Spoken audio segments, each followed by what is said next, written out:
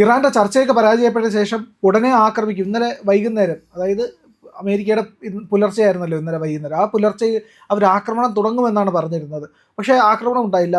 കടുത്ത ഒരു പ്രതിസന്ധി ഇപ്പോഴും ഹോർമൂസിൽ നിലനിൽക്കുന്നുണ്ട്. പശ്ചിമേഷ്യ ആകെ യുദ്ധഭീതിയിലേക്ക് വീണ്ടും ചെന്നിരിക്കുകയാണ്. അത്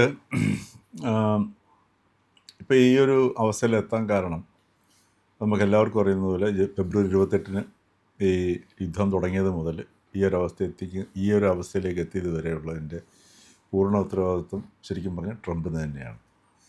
ഇപ്പം നമ്മൾ കാണുന്നത് അമേരിക്കയുടെ ഒരു നിലനിൽപ്പ് ഭീഷണിയാണ് ഇപ്പോൾ നമ്മൾ കാണുന്നത്. ഈ ട്രംപ് ഓരോ സംഗതികളും ഇപ്പം പറഞ്ഞു കഴിഞ്ഞാൽ ഇപ്പം ലോകം അദ്ദേഹത്തിൻ്റെ വാക്കുകൾക്ക് വിലകൽപ്പിക്കാത്തൊരവസ്ഥ വന്നു. എങ്ങനെയെങ്കിലും ഈ യുദ്ധത്തിനകത്ത് നിന്നും തലയൂരി പോവുക എന്നുള്ളതാണ് ഇപ്പം ട്രംപിൻ്റെ മുമ്പിലുള്ള ഏറ്റവും വലിയൊരു വഴിയെന്ന് പറയുന്നത്. അപ്പോൾ അതിൻ്റെ ഭാഗമായിട്ടാണ് ഇപ്പോൾ ഈ പാകിസ്ഥാൻ മുൻകൈയെടുത്ത് നടത്തിയ മീഡിയേഷനൊന്നുമല്ല. ഇപ്പം ട്രംപ് പറഞ്ഞിട്ടുണ്ടാവും ഷഹബാസിൻ്റെ അടുത്ത്, ഷഹബാസെ ഒന്ന് വിളിച്ചു കൂട്ടിക്കോളൂ, നിങ്ങൾക്ക് നല്ലൊരു ഓപ്പർച്യൂണിറ്റിയാണ്, ഇൻ്റർനാഷണൽ ലെവലിൽ ഈ യുദ്ധം അവസാനിപ്പിക്കുന്നതിന് നിങ്ങൾക്ക് മധ്യസ്ഥം വഹിക്കുന്ന ഒരു പദവി കിട്ടുന്നതാണ്. അങ്ങനെയാണ് പാകിസ്ഥാനിൽ ചർച്ച നടന്നത്. പാകിസ്ഥാനിൽ ചർച്ച നടന്നത് ഒരു 21 മണിക്കൂറാണ് ചർച്ച നീണ്ടുപോയത്. JD വാൻസ് വന്നിട്ട്, JD വാൻസും അതേപോലെ തന്നെ ഇറാൻ്റെ അവിടുത്തെ അഗാർ ഖാലിഫ സ്പീക്കറും പിന്നെ അതുപോലെ പിന്നെ അബ്ബാസ് അരഗാച്ചിയൊക്കെ ഉണ്ടായിരുന്നു. അപ്പോൾ വളരെ കൺസ്ട്രക്റ്റീവായിട്ട് ചർച്ച നടന്നുപോയി. അവസാനം പക്ഷേ ഇതിനിടയ്ക്ക് പലതവണ ഒരു ഡസനിലേറെ തവണ ഈ ചർച്ചയ്ക്കിടയിൽ ട്രംപ് അവിടെ നിന്ന് വിളിച്ചുകൊണ്ടിരിക്കുന്നുണ്ടായിരുന്നു. അപ്പോൾ ശരിക്കും പറഞ്ഞാൽ ലാസ്റ്റിൽ ട്രംപിൻ്റെ ഇടപെടൽ തന്നെയാണ് ഈ ഒരു പിന്നെ ചർച്ചയിലൊരു പരിഹാരം ഉണ്ടാകാതെ പിരിഞ്ഞത്. അതേ സമയത്ത് ചർച്ച അലസിപ്പിരിഞ്ഞതല്ല. അവിടെയാണ് ശ്രദ്ധിക്കേണ്ട സംഗതി. അതായത് ട്രംപ് ഒരിക്കലും ഇനി യുദ്ധവുമായിട്ട് മുന്നോട്ട് പോകാൻ ട്രംപ് ആഗ്രഹിക്കുന്നുണ്ടാവില്ല. ട്രംപ് ഇപ്പോഴും വിചാരിക്കുന്നത് അമേരിക്ക എന്ന് പറഞ്ഞു കഴിഞ്ഞാൽ ലോകം മുഴുവൻ പേടിക്കുന്ന ഒരവസ്ഥയുണ്ട്, അതുകൊണ്ട് വിരട്ടി കാര്യങ്ങൾ നടത്താമെന്നുള്ള ഒരു തെറ്റിദ്ധാരണ ഇപ്പോഴും ട്രംപിനെ സ്വാധീനിക്കുന്നുണ്ട്. അപ്പോൾ അതുകൊണ്ട് വീണ്ടും ഒരു ചർച്ചയിലേക്കുള്ള ഒരു വഴി തുറന്നിട്ടിട്ടാണ് ഇസ്ലാമാബാദ് ചർച്ച അവസാനിച്ചിരിക്കുന്നത്. അപ്പോൾ വീണ്ടും ആ ചർച്ചയിലേക്ക് പോകുന്നു എന്നുള്ള ഒരു സൂചനയാണ് കിട്ടുന്നത്. ഇതിനിടയ്ക്കാണ് ട്രംപിൻ്റെ പ്രഖ്യാപനം വന്നത്, ഹോർമൂസ് കടലിടുക്ക് അടയ്ക്കുകയും ലോകത്തുള്ള ഒരു ചരക്ക് കപ്പൽ ഗതാഗതവും അവസാനിപ്പിക്കുകയും ചെയ്യില്ല, കംപ്ലീറ്റ് ബ്ലോക്കേഡ് എന്നുള്ളൊരു ഭീഷണി ട്രംപ് ഉയർത്തിയത്. അപ്പോൾ അതിനിടയ്ക്ക് നമ്മുടെ കപ്പലും പോരുന്നു, ചൈനയുടെ കപ്പൽ പോരുന്നു. അപ്പോൾ ഇത് ഹോർമൂസ് ആ രീതിയിൽ അടച്ചു കഴിഞ്ഞാൽ നമ്മുടെ പിന്നെ ഈ സമ്പദ് വ്യവസ്ഥയെ മുഴുവൻ ബാധിക്കുന്ന ഒരു സംഗതിയായിട്ട് മാറും. അപ്പോൾ അതിലേക്ക് പോകുമ്പോഴേക്കും സ്വാഭാവികമായിട്ടും അങ്ങനെ ഒരു നടപടിയിലേക്ക് പോവുകയാണെന്നുണ്ടെങ്കിൽ മറ്റ് രാജ്യങ്ങളുടെ ഇടപെടലുണ്ടാവും. അപ്പോൾ ട്രംപ് സൂചിപ്പിക്കുന്നത് അടിയന്തരമായിട്ട് ഈ യുദ്ധം അവസാനിപ്പിച്ചോളൂ, ഞങ്ങൾ വയ്ക്കുന്ന ഉപാധികൾ അംഗീകരിച്ചോളൂ, ഇല്ല എന്നുണ്ടെങ്കിൽ ഒരു ലോകമഹായുദ്ധത്തിലേക്ക് ഇത് പോകും എന്നുള്ളൊരു സൂചനയാണ് ഈ ഹോർമൂസ് അടയ്ക്കുന്നതിലൂടെ ട്രംപ് കൊടുക്കാൻ ഉദ്ദേശിച്ചത്. പക്ഷേ ആ ഭീഷണിയിൽ മുമ്പിലും ഇറാൻ വഴങ്ങുന്ന ലക്ഷണം കാണുന്നില്ല. മാത്രവുമല്ല, അപ്പോൾ ഇതിനിടയ്ക്ക് വാർത്തകൾ വരുന്നുണ്ട്, ഇന്ത്യയിലേക്കുള്ള കപ്പലുകൾക്ക് ടോൾ ഏർപ്പെടുത്തില്ല, അപ്പോൾ ചൈനയിലേക്കുള്ള കപ്പലുകൾ അതുവഴി കടന്നു പോകുന്നു.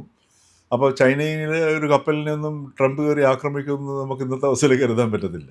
അപ്പോൾ അങ്ങനെ സംഭവിക്കുകയാണെന്നുണ്ടെങ്കിൽ ട്രംപിൻ്റെ ആഭ്യന്തരമായിട്ടുള്ള അവിടത്തുള്ള നിലനിൽപ്പ് വളരെയധികം ഭീഷണി നേരിടുകയാണ്. ഇപ്പോൾ ഈ നവംബറിൽ മിഡ് ടേം വരികയാണ്, തിരഞ്ഞെടുപ്പും വരികയാണ്. അപ്പോൾ ഈ പശ്ചാത്തലത്തിൽ എത്രയും പെട്ടെന്ന് യുദ്ധത്തിനകത്തു നിന്ന് ഊരിപ്പോകുക എന്നുള്ളത് ട്രംപിൻ്റെ ഏറ്റവും വലിയ ആവശ്യമാണ്. അതേ സമയത്ത് അമേരിക്കയുടെ ക്രെഡിബിലിറ്റിയെ നിലനിർത്തുക, അല്ലെ അമേരിക്കയുടെ ആ സ്ഥാനത്തെ ലോക പോലീസുകാരെന്നുള്ള സ്ഥാനത്ത് നിലനിർത്തുക എന്നുള്ളൊരു വലിയൊരു ബാധ്യതയും ട്രംപിൻ്റെ പുറത്ത് വന്നു വീണ്ടിരിക്കുന്നു. അപ്പോൾ അതുകൊണ്ടാണ് എങ്ങനെയെങ്കിലും പരിക്കില്ലാതെ രക്ഷപ്പെടുക.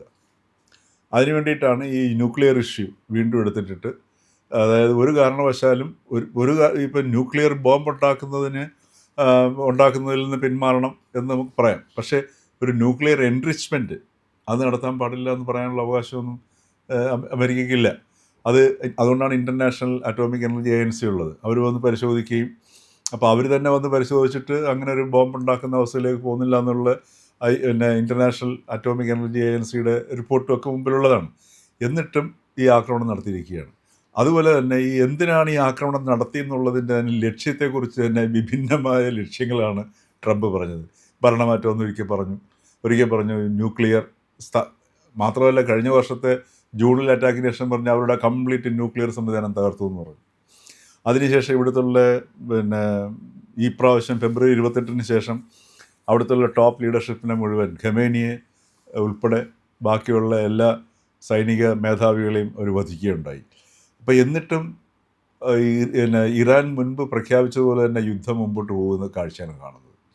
മാത്രമല്ല അവരുടെ കപ്പലുകൾ അവിടെ നിന്ന് എടുത്തുകൊണ്ട് പോകേണ്ടി വന്നു. അപ്പോൾ ഈ രീതിയിലൊക്കെ ഒരു വലിയൊരു തിരിച്ചടിയാണ് ഇറാനിൽ നിന്ന് അല്ലെങ്കിൽ വെസ്റ്റ് ഏഷ്യയിൽ നിന്ന് ഇപ്പോൾ അമേരിക്ക നേരിടുന്നത്. മാത്രമല്ല വെസ്റ്റ് ഏഷ്യയിലെ മറ്റ് രാജ്യങ്ങൾ എല്ലാ രാജ്യങ്ങളും ഈ ഇറാൻ്റെ ആക്രമണങ്ങൾ നേരിടുക ചെയ്തത്. തിരിച്ചാക്രമിച്ചിട്ടില്ല. സൗദി ആക്രമിച്ചിട്ടില്ല, ഖത്തർ ആക്രമിച്ചിട്ടില്ല, അതേപോലെ ദുബായ് ആക്രമിച്ചിട്ടില്ല. എല്ലാവരും നേരിടുകയാണ് ചെയ്യുന്നത്. അപ്പോൾ അവരുടെ ഭാഗത്തു നിന്നുള്ള സമ്മർദ്ദം ഇനിയും ഒരു പ്രശ്നം ഉണ്ടാകുകയാണെന്നുണ്ടെങ്കിൽ ഈ പ്രദേശങ്ങളുടെ അവസ്ഥ എന്താണെന്ന് ആലോചിക്കാവുന്നേ ഉള്ളൂ. അപ്പോൾ അത്തരത്തിലൊരു മുൾമുനയുടെ അവസ്ഥയിൽ നിർത്തിയിട്ട് വെച്ചിട്ടാണ് ഇപ്പോൾ ഈ ഹോർമോസ് കടലിടുക്ക് അടയ്ക്കും എന്ന് അമേരിക്കൻ നേവി ഉപയോഗിച്ച് അടയ്ക്കും എന്ന് പറയുന്ന സംഗതി. പക്ഷേ അത് പ്രായോഗികമാകാൻ പോകുന്നില്ല. അതും പ്രായോഗികമാകാത്തൊരവസ്ഥയിലേക്ക് പോകുന്നതിൻ്റെ ഒരു പശ്ചാത്തലത്തിലാണ് അടുത്ത ചർച്ചയ്ക്ക് വേണ്ടിയിട്ടിപ്പോൾ ട്രംപ് ഒരുങ്ങിയിരിക്കുന്ന സംഗതി. അതിനകത്ത് ഏതെങ്കിലും ഒരു ഉപാധി വെച്ചിട്ട് അതല്ലെങ്കിൽ തങ്ങളുടെ മേൽക്കൈ ഇപ്പോൾ ഇതിനിടയ്ക്ക് തന്നെ പലതവണ ട്രംപ് പറയുകയുണ്ടായി യുദ്ധം കംപ്ലീറ്റ് വിജയിച്ചു കഴിഞ്ഞു, ഇറാൻ്റെ സകല സംവിധാനങ്ങളും ഞങ്ങൾ തകർത്ത് കഴിഞ്ഞു, ഇറാൻ്റെ പിന്നെ ഇനി അവശേഷിക്കുന്ന അവസാനത്തെ അടി വന്നു കഴിഞ്ഞാൽ ഞങ്ങൾ അവിടുത്തെ പിന്നെ ഈ വൈദ്യുത പ്ലാന്റുകളും അതോടൊപ്പം തന്നെ പാലങ്ങളും മുഴുവൻ തകർത്ത് ഈ ഇറാൻ എന്ന് പറയുന്ന സംസ്കാരത്തെ തന്നെ ആ ജനതയെ തന്നെ വെറും ചരിത്രത്തിൻ്റെ ഭാഗമാക്കി കളയും, നശിപ്പിച്ച് കളയും എന്നൊക്കെയുള്ള ഭീഷണി നിലനിൽക്കുന്ന സംഗതിയാണ്. അപ്പോൾ ഈ ഒരു പശ്ചാത്തലത്തിൽ അത് എത്രമാത്രം സാധ്യമാകും എന്നുള്ളതിനെക്കുറിച്ച് അമേരിക്കയ്ക്കാണ് ഇപ്പോൾ ഏറ്റവും കൂടുതൽ സംശയമുള്ളത്.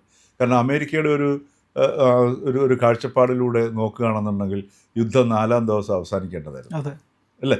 100 മണിക്കൂർ കൊണ്ട് അവസാനിക്കേണ്ടതായിരുന്നു. കാര്യം അമേരിക്കയുടെ കാഴ്ചപ്പാടിൽ ഇറാൻ്റെ തല വെട്ടിക്കഴിഞ്ഞിരുന്നു. അപ്പോൾ ഈ തല വെട്ടിക്കഴിഞ്ഞാൽ പിന്നെ ഈ കബന്ധം കൊണ്ട് യുദ്ധം ചെയ്യാൻ പറ്റില്ലല്ലോ. പക്ഷേ ഈ കബന്ധത്തിൻ്റെ അടിയിലാണ് ഇപ്പോൾ ട്രംപ് കിടന്ന് പൊളഞ്ഞുകൊണ്ടിരിക്കുന്നത്. അപ്പോൾ ഇതിനിടയ്ക്ക് പിന്നെ സീസ് ഫയർ വന്നപ്പോഴും ഇറാൻ്റെ നിലപാട് വളരെ വ്യക്തമായിട്ട് അവർ പറഞ്ഞു. എന്താണ്? ഇസ്രയേൽ ലെബനനിലേക്ക് പിന്നെ ഭീകരമായ ആക്രമണം, മനുഷ്യത്വരഹിതമായ ആക്രമണമാണ് ഈ സമയത്ത് ഈ വെടിനിർത്തൽ സമയത്ത് നടത്തിയത്. അപ്പോൾ ഇത് അമേരിക്കയുടെ അറിവില്ലാതൊന്നും നെതന്യാഹു ഇത് ചെയ്യില്ല. നമ്മൾക്ക് തെറ്റിദ്ധാരണയാണ് അമേരിക്കയെ നിഷേധിച്ചുകൊണ്ട് നെതന്യാഹു ചെയ്യുന്നു എന്നുള്ളതല്ല. മറിച്ച് അവിടെ ഇസ്രായേലിനെയും പിന്നെ ട്രംപ് ഉപയോഗിക്കുകയാണ് ചെയ്യുന്നത്. അപ്പോൾ അതായത് വെടിനിർത്തലുണ്ടെങ്കിലും ഞങ്ങൾ ഇത് ചെയ്യും എന്നുള്ളതാണ് ഇവിടെ കാണിക്കുന്നത്. അപ്പോൾ ഇറാൻ്റെ നിലപാടെടുത്തു. ഇറാൻ പറയുന്നത് ആ വെടിനിർത്തൽ എന്ന് പറഞ്ഞു കഴിഞ്ഞാൽ അതും ഉൾപ്പെടെയാണ് എന്നുള്ള നിലപാട് കൃത്യമായിട്ട് ഇറാൻ്റെ നിലപാടുകളെല്ലാം വളരെ വ്യക്തമായിട്ട് അവർ മുമ്പോട്ട് വയ്ക്കുന്നുണ്ട്. പക്ഷേ അമേരിക്കയ്ക്ക് ആ ഒരു വ്യക്തത പാലിക്കാൻ പറ്റുന്നില്ല. ഈ സാഹചര്യത്തിലാണ് നമ്മുടെ ഷഹബാസ് ഒരു കാച്ചിയത്. എന്താണ്? ഇസ്രായേൽ എന്ന് പറയുന്ന ഒരു ക്യാൻസറസ് രാഷ്ട്രമാണ്. അതായത് ഖ്വാജ ആസിഫാണ് പ്രതിരോധ മന്ത്രി പറഞ്ഞത്. അതെ, ഇസ്രായേൽ എന്ന് പറഞ്ഞത് ഒരു ക്യാൻസർ മനുഷ്യ വംശത്തിന്റെ ശാപമാണെന്നൊക്കെ പറഞ്ഞു. ഉടനെ ട്രംപ് വിളിച്ച് വരട്ടി അവസാനം അത് അവിടെ വെച്ച് നിർത്തി. അപ്പോൾ ഇത്തരത്തിലുള്ള ഒരു അസംബന്ധ നാടകമാണ് ഇപ്പം നമ്മൾ കണ്ടുകൊണ്ടിരിക്കുന്ന സംഗതി. അപ്പോൾ ഈ അസംബന്ധ നാടകത്തിനകത്ത് ഇറാനെ സംബന്ധിച്ചിട്ട് അവർക്ക് നിലനിൽപ്പിൻ്റെ ഇഷ്യൂ ആണ്. അവർക്ക് നിലനിൽപ്പിൻ്റെ ഇഷ്യൂ എന്ന് വെച്ചാൽ ഇറാനെ ഇനി റീകൺസ്ട്രക്ട് ചെയ്യണം, അല്ലേ? ആ പുനർനിർമ്മിക്കുക എന്നുള്ള ചെറിയ പ്രക്രിയയല്ല. കഴിഞ്ഞ 40 വർഷത്തിലേറെയായിട്ട് അവർ ഈ ഉപരോധം നേരിട്ടുകൊണ്ടിരിക്കുകയാണ്.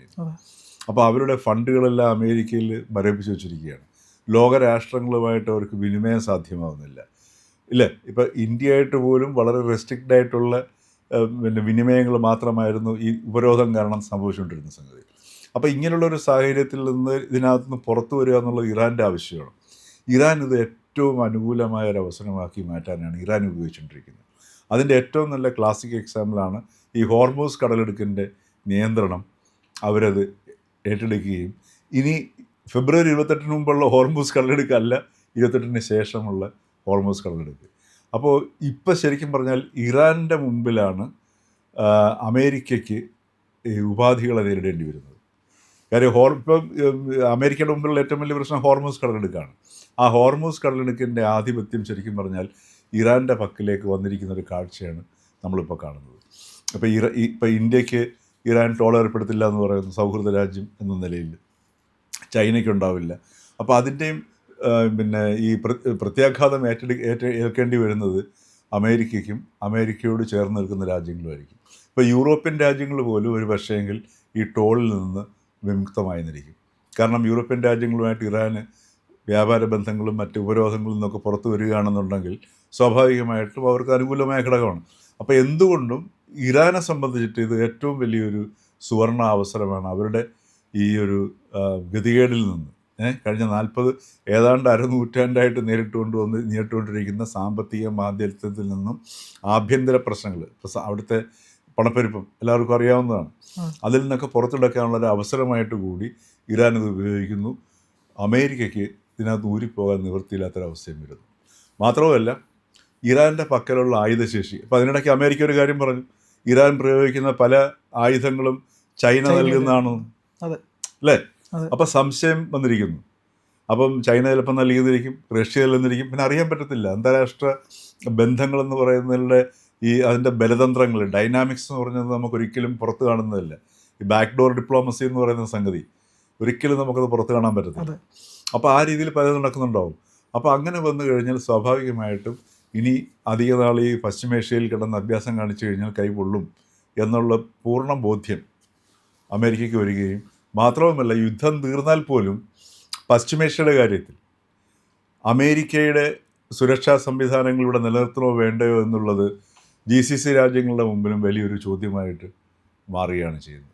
അപ്പോൾ ആ രീതിയിൽ ഈ യുദ്ധം കൊണ്ട് എല്ലാവിധമായിട്ടുള്ള കോട്ടങ്ങളും നേരിടുന്നത് ഇന്ന് അമേരിക്കയാണ്, വ്യക്തിപരമായിട്ട് ട്രംപുമാണ്. അമേരിക്കയ്ക്ക് ട്രംപിലൂടെ നഷ്ടപ്പെട്ട ക്രെഡിബിലിറ്റിയെ ഇനി തിരിച്ചെടുക്കാൻ പറ്റത്തില്ല. കാരണം ലോകക്രമം മാറിക്കഴിഞ്ഞു ഈ ട്രംപ് വന്നിട്ട്, അല്ലേ? അപ്പോൾ അങ്ങനെയുള്ളൊരു സിറ്റുവേഷനാണ് ഇരിക്കുന്നത്. പക്ഷേ ഈ നമ്മളെപ്പോൾ വേണമെങ്കിലും പൊട്ടിത്തെറിക്കാവുന്ന ഒരവസ്ഥയാണ് പശ്ചിമേഷ്യയിലുള്ളത്. എങ്കിൽ പോലും ഈ കഴിഞ്ഞ 2 ദിവസമായിട്ട് കുവൈറ്റിലേക്ക് ഇറാനൊന്നും വിട്ടിട്ടില്ലെന്നാണ് അറിയുന്നത്. മറ്റേതല്ല, കുവൈറ്റിലേക്ക് സ്ഥിരം വിട്ടുകൊണ്ടിരിക്കുകയായിരുന്നു.